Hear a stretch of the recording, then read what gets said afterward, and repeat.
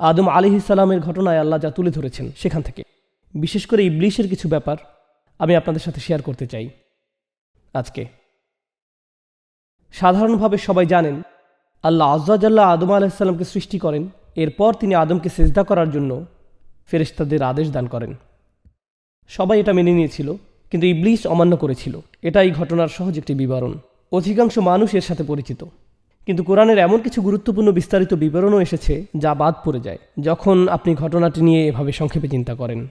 আল্লাহ আয্যা জাল্লা সর্বপ্রথম ঘোষণা জারি করেন, আর আমরা বুঝতে পারি সে সময় তাদের মাঝে ইবলিশও এর অন্তর্ভুক্ত ছিল। ইন্নী খালিকুম বাশারুম মিন তিন, আমি মানুষ সৃষ্টি করতে যাচ্ছি মাটি থেকে বা কাদা থেকে। আল্লাহ যখন এই ঘোষণা দিচ্ছেন তখন তিনি আদমকে সৃষ্টি করেননি। আদম আলাইহিসসালামকে এখনও সৃষ্টি করা হয়নি, কিন্তু ঘোষণা জারি করা হয়েছে যে আল্লাহ এটা করতে যাচ্ছেন। এটা হলো খালিকুম বাশারুম মিন তিন। এবং এরপর ফা ইদা, আরবিতে ইদা ব্যবহৃত হয় ভবিষ্যতে ঘটতে যাচ্ছে এমন কিছু বোঝাতে। ফা ইদা সাওয়াইতুহু ওয়া নাফাখতু ফীহি মির রূহি, তাকে যখন আমি ভারসাম্যপূর্ণ করে তুলব এবং তার ভিতরে আমার রূহ ফুঁকে দেব। এগুলোর কোনো কিছুই এখনো ঘটেনি, সামনে ঘটতে যাচ্ছে। এরপর তিনি বললেন ফাকাউ লাহু সাজিদিন, তখন তোমরা তার উদ্দেশ্যে সিজদাবনত হয়ে যাও। অনেক বছর আগে একজন প্রখ্যাত আলেমের সাথে আমার লাম নিয়ে আলোচনা হয়েছিল। আমি অবাক হয়েছি যে কয়েক মাস আগে তিনি আমার কথার সাথে একমত হয়েছেন। এটা নিয়ে একটু পরে কথা বলবো, কিন্তু সবার আগে আমি চাই আপনারা এই আলোচনার প্রথম অংশের প্রতি মনোনিবেশ করুন। আল্লাহ বর্ণনা করছেন তিনি আমাদের পিতাকে সৃষ্টি করতে যাচ্ছেন এবং আমাদের সৃষ্টি করার জন্য যে প্রক্রিয়া অবলম্বন করতে যাচ্ছেন তার বর্ণনাও তিনি দিয়েছেন। তিনি বলেছেন সবার আগে আমি তাকে ৩ থেকে তৈরি করব। এই পৃথিবীতে আমরাই একমাত্র সৃষ্টি নই যাদের ৩ থেকে সৃষ্টি করা হয়েছে। বস্তুত সকল প্রাণীকুল অথবা যত ধরনের প্রজাতি এই পৃথিবীতে বর্তমান আছে তার সবই ৩ থেকে সৃষ্টি করা হয়েছে। আমাদের এবং এই গ্রহে অবশিষ্ট অন্য সকল জীবের মাঝে এটা একটা কমন উপাদান। সমগ্র প্রাণী জগৎ, সকল পোকামাকড় সবাই ৩ থেকে এসেছে। আচ্ছা, বুঝলাম, কিন্তু আল্লাহ এখন যাকে সৃষ্টি করতে যাচ্ছেন তার মাঝে অতিরিক্ত কিছু ব্যাপারও আছে আমাদের পিতার মাঝে এবং এর সাথে আমাদের মাঝেও। এই সৃষ্টিটি ৩ ছাড়াও আরও কিছু, তার মাঝে পাশবিক দিকের অস্তিত্ব ছাড়াও আরও কিছু আছে। প্রসঙ্গত আমাদের এবং পশুদের মাঝে কমন কিছু ব্যাপার রয়েছে। পশু খাদ্য সন্ধান করে এবং আশ্রয় খোঁজে।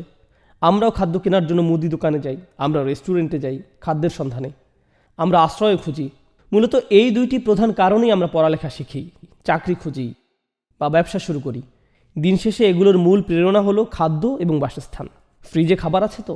যে বাড়িতে বাস করছেন তা বসবাস করার জায়গা হিসেবে ঠিক আছে তো? বিদ্যুৎ বিল পরিশোধ করতে পারছি তো? কলে পানি আছে তো? আমি যা বলতে চাচ্ছি, খাদ্য সংগ্রহ এবং বাসস্থান নির্মাণের ক্ষেত্রে আমরা অন্যান্য প্রাণী জগতের চেয়ে অনেক বেশি দক্ষ। কিন্তু দিন শেষে এগুলো একই ধরনের মৌলিক কাজ। তারাও জন্মদান করে, তাদেরও বাচ্চা কাচ্চা আছে, তাদের প্রজাতিও জন্মান্তরে চলতে থাকে, মানব জাতিও একই কাজ করে। তো এ অর্থে জীবন চালিয়ে যাওয়ার দৃষ্টিতে আমরা আসলে প্রাণী জগৎ থেকে অতটা আলাদা কিছু নই। এবং অন্য আরও প্রজাতি যা করে, আমরা বাড়ি নির্মাণ করি, পাখি বাসা বানায়। আমরা রিজিকের সন্ধানে বাড়ি থেকে বেরিয়ে পড়ি, পাখিও তার রিজিকের সন্ধানে বাসা থেকে বেরিয়ে পড়ে।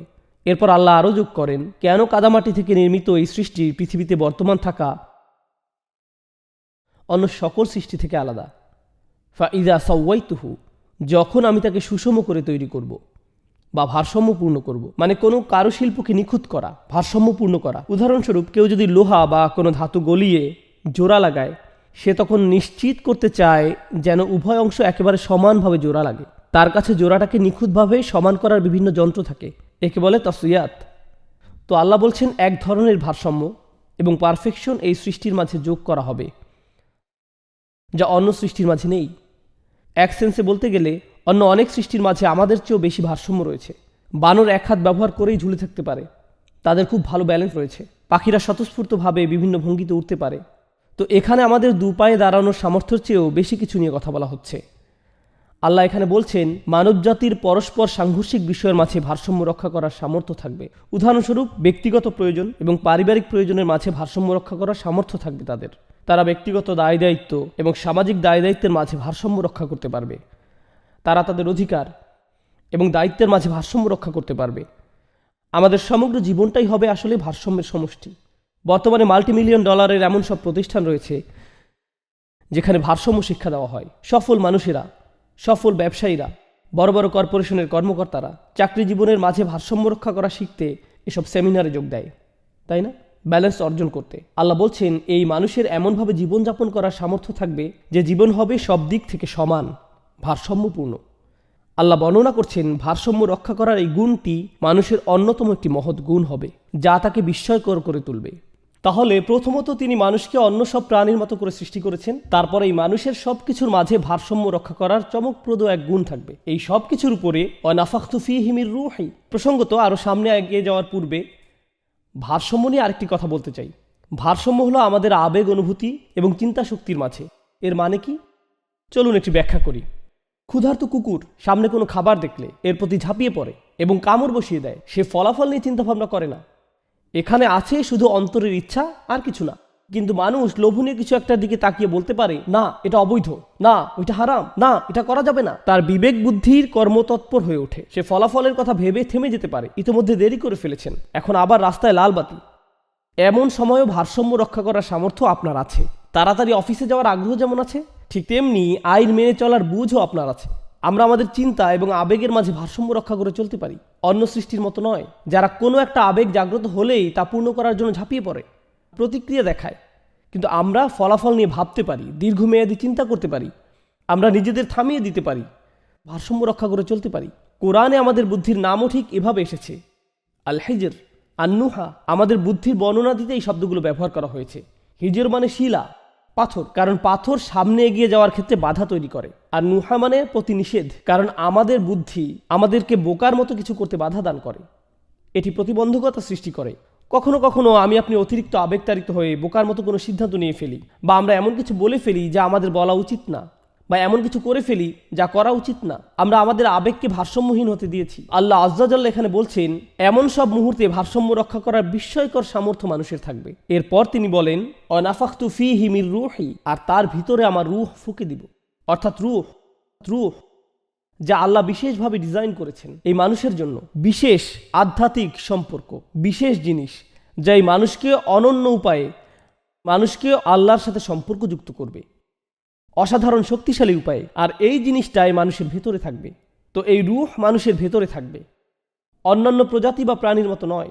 বিশেষ ধরনের এক আধ্যাত্মিক আলো মানুষের ভিতরে থাকবে। সুতরাং মানুষকে সৃষ্টি করা হয়েছে তিনটি জিনিসের সমন্বয়ে। তাকে মাটি থেকে তৈরি করা হয়েছে, তাকে ভারসাম্য সহ তৈরি করা হয়েছে, এবং তাকে রূহ দিয়ে সৃষ্টি করা হয়েছে। তিনটি উপাদান আল্লাহ বর্ণনা করেছেন এই আয়াতে। আর তিনি ফেরেশতাদের এগুলো জানিয়ে দিয়েছেন যে এই তিনটি অংশ মানুষকে বিস্ময়কর করে তুলবে।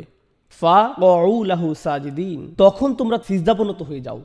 আল কোরআনে যদি সিজদার উল্লেখ নিয়ে অধ্যয়ন করেন, সমগ্র কোরআনে যদি অনুসন্ধান চালান যে কোথায় আল্লাহ সিজদা নিয়ে কথা বলেছেন, সিজদা নিয়ে কথা বলেছেন তখন যখন বিস্ময়কর কিছু ঘটে, যখন কোনো মিরাকল ঘটে, যখন জাদুকরেরা দেখলো যে মূসা আলাইহিস সালামের লাঠি সাপে পরিণত হয়ে গেল এবং খেয়ে ফেলল। মা ইয়াফিকুন, তারা যা কিছু বানিয়েছিল তার সব কিছু তারা নিজেদের আর থামিয়ে রাখতে পারেনি, তারা সিজদায় অবনত হয়ে গেল।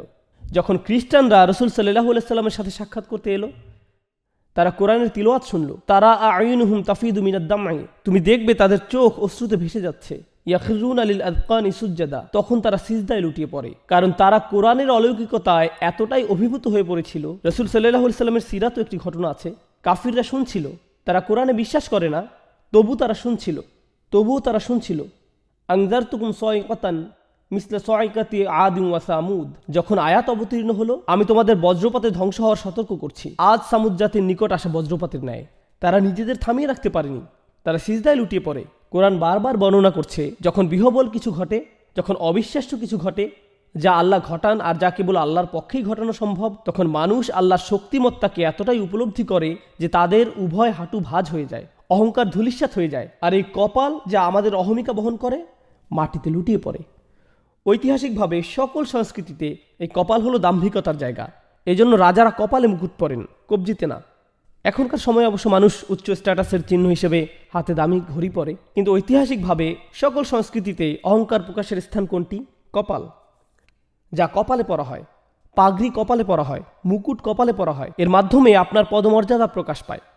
আজকের দুনিয়াতেও এমন কিছু দেশ আছে যেখানে নির্দিষ্ট ধরনের পাগড়ি আছে যেটা শুধু স্থানীয়দের জন্য নির্ধারিত। আপনি যদি পরেন ঝামেলায় পড়ে যাবেন। আপনি অন্য রঙেরটা পরতে পারবেন, কিন্তু তাদের রঙেরটা পরতে পারবেন না, এটা তাদের রং।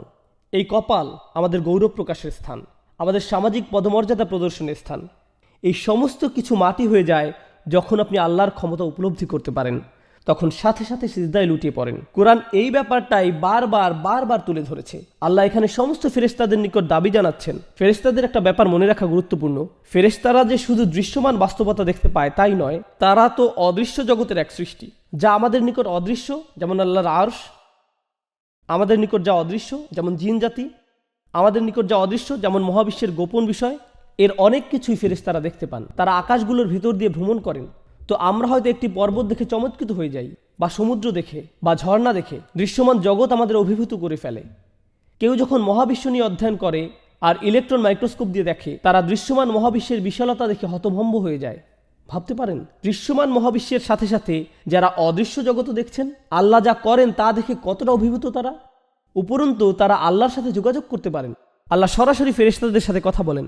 তাদের আল্লাহর সাথে উভয় দিক থেকে যোগাযোগ আছে। আর আল্লাহ তাদেরকে বলছেন, এই সৃষ্টিটি এতই বিস্ময়কর যে সুবিশাল মহাবিশ্ব তিনি সৃষ্টি করেছেন, যত কিছু তিনি রেখেছেন, এই অত্যাশ্চর্য দৃশ্যমান এবং অদৃশ্য কাউন, তিনি বলছেন এই সব কিছুর মাঝে এই একটি সৃষ্টি এতই শক্তিশালী যে তোমাদের প্রত্যেকেরই বিস্ময় অভিভূত হয়ে যাওয়া উচিত তিনি যেভাবে আদমকে সৃষ্টি করেছেন তা দেখে, যে তোমরা সিজদায় লুটিয়ে পড়ো।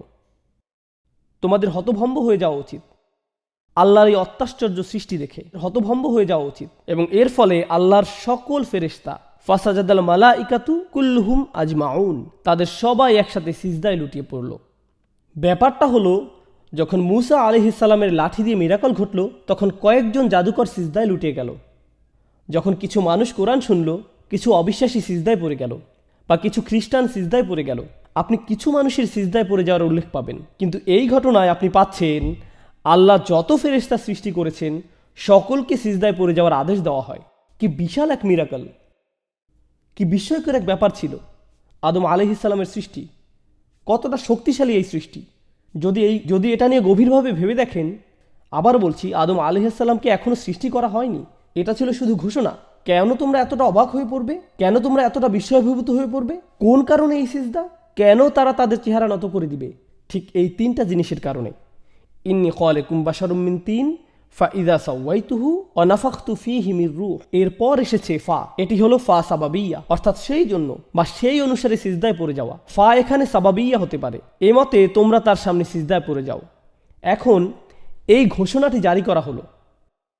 আমরা জানি ইবলিসও ঘোষণাটি শুনল। সে যদি এই ঘোষণা শুনে থাকে, সেও জানে আদমকে সৃষ্টি করা হয়েছে তিনটি জিনিসের সমন্বয়ে।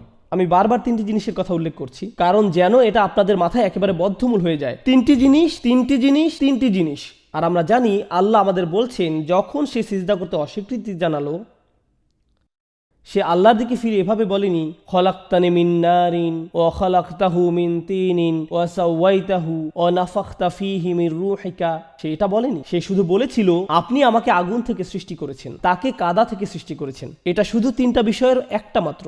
আরও দুইটি জিনিস তো বাকি আছে। সে বাকি দুইটা সম্পর্কেও সে জানতো। সে তাসবিয়াহ তথা মানুষের ভারসাম্য সম্পর্কে জানতো। সে মানুষের ভেতরে ফুঁকে দেওয়া রূহ সম্পর্কেও জানতো। কিন্তু ইবলিস আল্লাহর নিকট অভিযোগ করার সময় এমনভাবে অভিযোগ করলো যেন বাকি দুইটা সম্পর্কে সে অজ্ঞ। কিন্তু সে জানে, তার পূর্ণ জ্ঞান ছিল। এই গুরুত্বপূর্ণ বিষয়টা আমি এই সংক্ষিপ্ত খুতবায় তুলে ধরতে চাই।